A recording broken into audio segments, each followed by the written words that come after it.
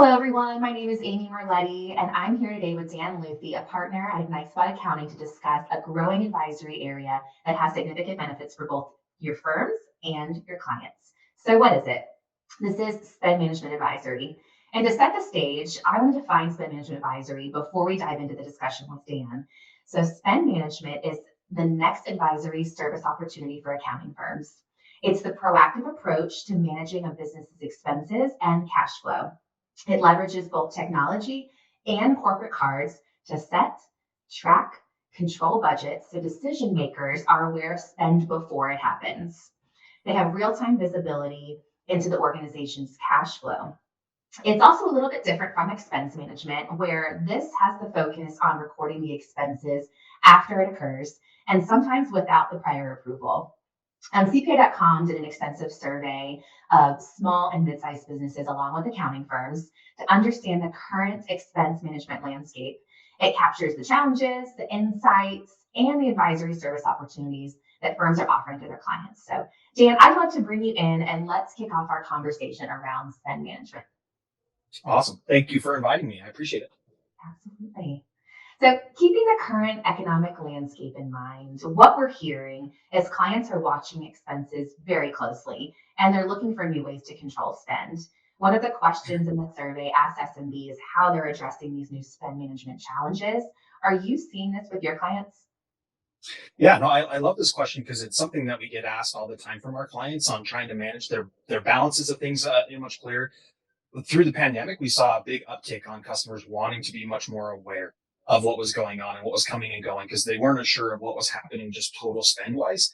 And so because of that, we've had to become much more aware as a firm of how to communicate that to our clients. And so right now we have clients asking these questions about just regular credit card spend versus, their monthly AP spend. And so we're definitely having to be much more aware and put processes in place to be able to make that much more visual for the customer so they can understand what's happening and how their money's coming and going on a regular basis.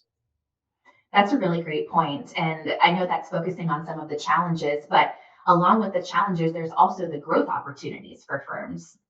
So I Oh, really kind of want to dive into that a little bit and hear your thoughts on one of the key learnings that came out of our research, and that's showing that including spend management into your CAS practice leads to an uptick in firm growth and client stickiness, which we all want.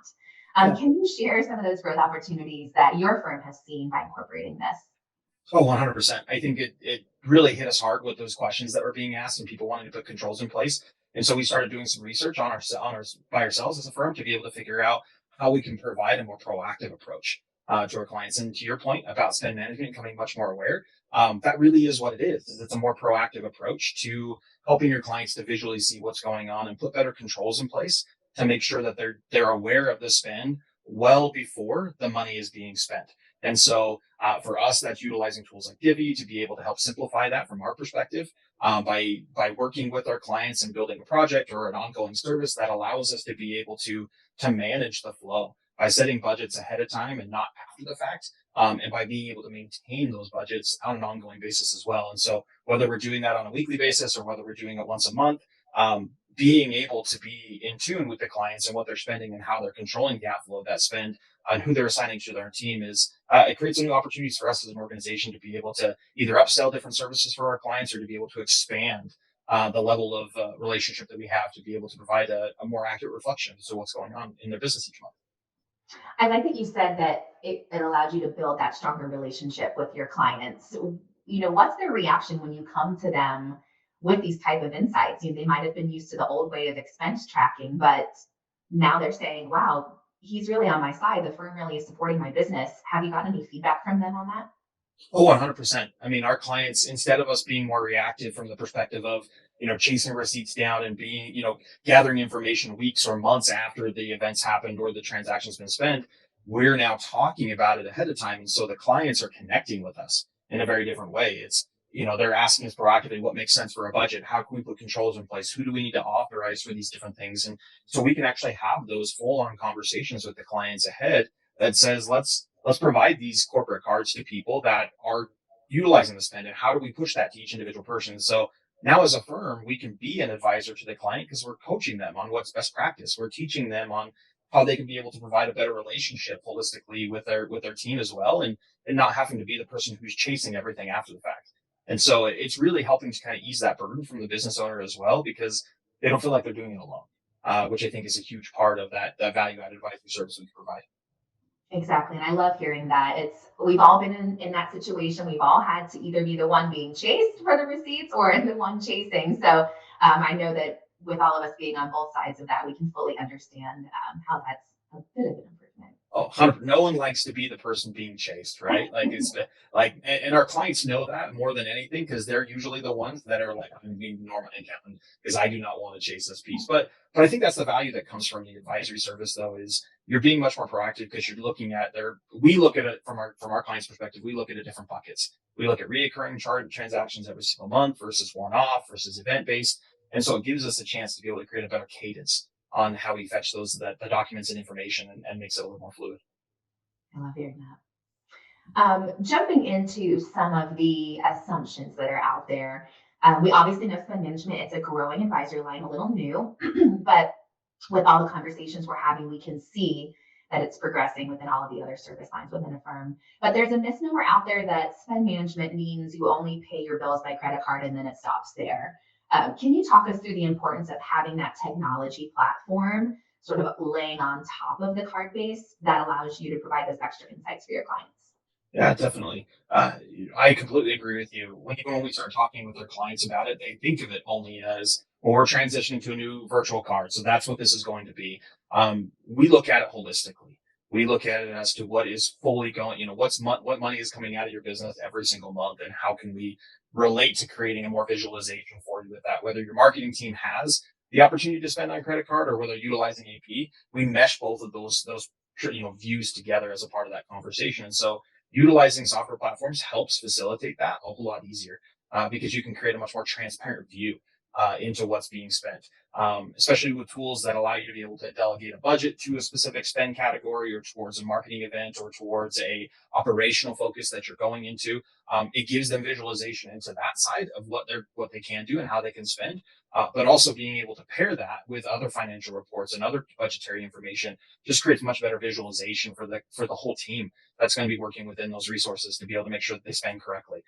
So the software platforms are crucial as a part of this. It helps to mitigate a lot of the manual work that I think we've done historically after chasing things down and matching it up against the original budget or ignoring the original budget because we knew we were going to get spent 3 months later.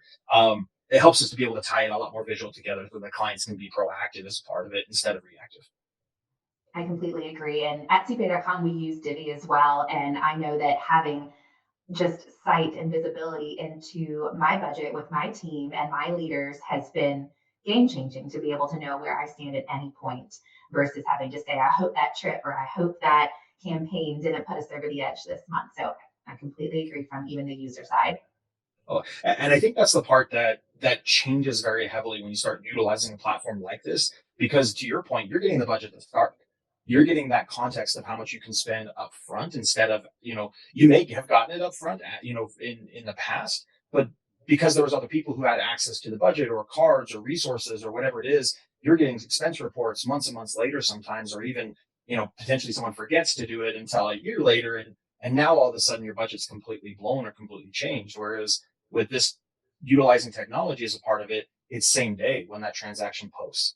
If something hits your budget and it wasn't approved by you as the leader in the organization, you can ask the team about it immediately. So you can change the context. You can have that discussion live instead of reactive months and months later. And I love that because it creates much more transparency, especially right now when clients are trying to be conservative. That's a great point you brought up. And I want to take us off a little bit here because you said you can see when the transactions happen.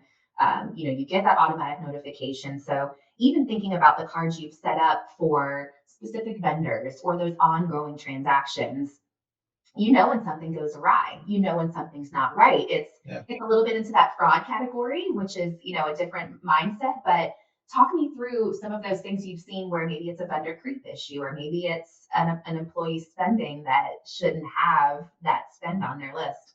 Definitely. Yeah, I think probably my favorite experience with this is clients who set up virtual card. We work with our clients to set up virtual cards for reoccurring spend. So whether you're using Adobe or Google or some other subscription base that's based off of seats or based off of volume use, you can set a limit on how much can be charged on that card on an ongoing period. And so, say, for example, with this, we decided to put our Google ad spend on our virtual card, and we only have allotted $500 a month for it. Well, if someone gets excited and decides to put in a request for more, well, Google's going to charge ahead of time in most cases for that spend. And so they may try to attempt to run a charge for $750 or something like that. It'll get rejected immediately. And so that pushes it back to the individual who had approved or has access to that card to say, your spend or your request has gone, is over your budget allotment. And so it's much more proactive instead of having that charge happen. And then all of a sudden, a month later, at the end of the month, you're like, oh my gosh, now we're over budget because we only allotted $500. And so some clients that we've talked with feel like at times that is, that maybe that's a little bit too hands-on, but that's the other part too, though, is you can put variables in the system as well. Maybe I want 10% over, or maybe I want to, if they needed or approved that extra $250 for the budget, they can put a request in immediately and ask for that from their manager, and the manager can approve it to push the project through. And so that to me is what creates so much more transparency for our relationship with our clients, and also helps them to be able to make sure that that spend doesn't get out of hand, and then it's not something that they're getting surprised with later. We talked about a lot of things here today, all centered around spend management, all sort of backed up by this recent research that our team at CPA.com conducted. But I'd like to leave the listeners with some actionable insights and maybe some of those conversations that, as the firm, as the CPA, as the accountant can start having with clients to jumpstart that spend management conversation. Do you have any recommendations on what those conversations are like, and any closing remarks you'd like to leave us with today? Yeah, definitely. This is one of those areas that I know, like you mentioned before, this is new to a lot of people. And so, for me, there's a handful of questions that we ask our clients to get to make sure that they are a good candidate for us to have a conversation with them about it. And so I want to share this with everybody so they can kind of potentially use that for themselves. But one of the questions that we ask at the beginning is do they feel like they have a control over their spend? And that's a simple yes or no question. Yes or no. Yes, we do, or no, we do not. If it's no, we ask why. Why do you feel like that? Is it because too many people have access to cards, and we dive into some further conversation there? Or do you feel like it's just takes too long for reimbursements or things of that nature? We dive into that context to get some more depth as to what's going on. Even if they answer yes, we always ask why. Why do you feel like you're not, going through this? And oftentimes it's because they feel like they have a good process in place and everything like that. But oftentimes clients never go to the conversation when they say yes to controls. So that's when we'll ask questions next about what controls do you have in place to help your team be able to spend correctly and keep within the bounds of what your company wants to spend on operational or variable cost. And so we talk about those approaches and the processes that they go through. And so that's something I would definitely recommend to everybody, is to talk about what those controls are. What is the system that you've created internally as an organization or your customer has to be able to help keep through that? And then the next piece is, would you want something to help you manage that system?